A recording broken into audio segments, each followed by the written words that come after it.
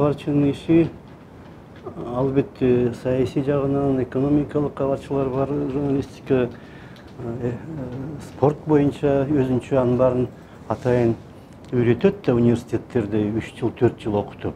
Анын баарын бир интервьюда айтыш кыйын, бирок эң негизгиси кабарчы иштеп атканда өзү түшүнүш керек эмне окуя болуп атканын.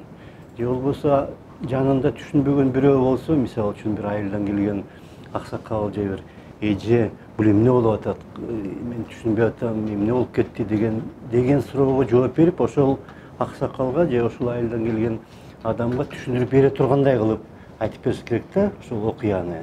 Аны үчүн албетте өзү да түшүнүш керек, эмне болуп атканын, эмнеден чыкканын, кайдан башталганын ошол окуя, артында эмне жатышы мүмкүн деген сыяктуу нерселердин баарын изилдеп чыгып, интервьюлар жазап, сурап, айтып, билип, китептерден окуп, журналдардан, агенттиктердин жаңылыктарынан алып, кошуп, анан ошону түшүнгөндөн кийин анан баарын өз сөзү менен ошону айтып берип, мынандай болуптур, мына бул окуя бул баланча болгон үчүн болуптур, түкүнчөдөн кийин болуптур, эми мындан ары мындай болушу мүмкүн деген сыяктуу кылып жазыш керек. Анан жазып бүткөндөн кийин анын баарын даярдап, анан кыскартып, баягы ашыкча сөздөрдү, ашыкча нерселерди алып салып, кыскартканга аракет кылыш керек. Эми ал балким редактордун иши.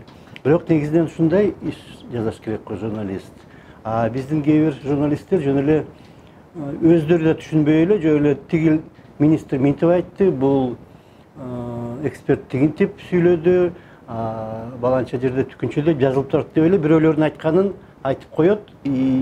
Акыркы мезгилде менин оюмча Кыргызстандагы журналистика ушундай бир журналисттин иши эмес эле, бирөөлөрдүн айтканын кайталаган нерсеге айланып кетти. Анткени пресс-конференциялар өткөрүлөт, башка бир жыйындар өткөрүлөт, же чоңдор бир пресс-тур уюштуруп бир жака чакырат, анан ал жерден баарыбызды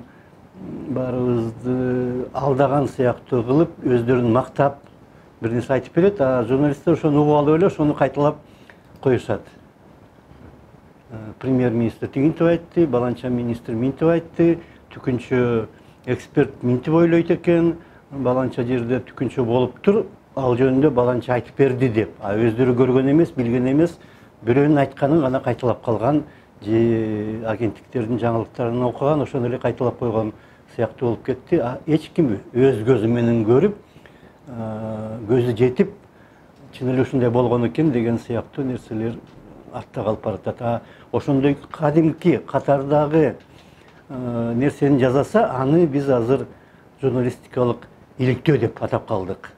Анткени үстүртөн бир нерсе жаза беришет, кичине эле анча-мынча эмне чын эле кандай болгонун билейин десе, аны иликтөө болуп калат да. Чындыгында иликтөө эмес эле, катардагы ошол катардагы жумуш болуш керек да.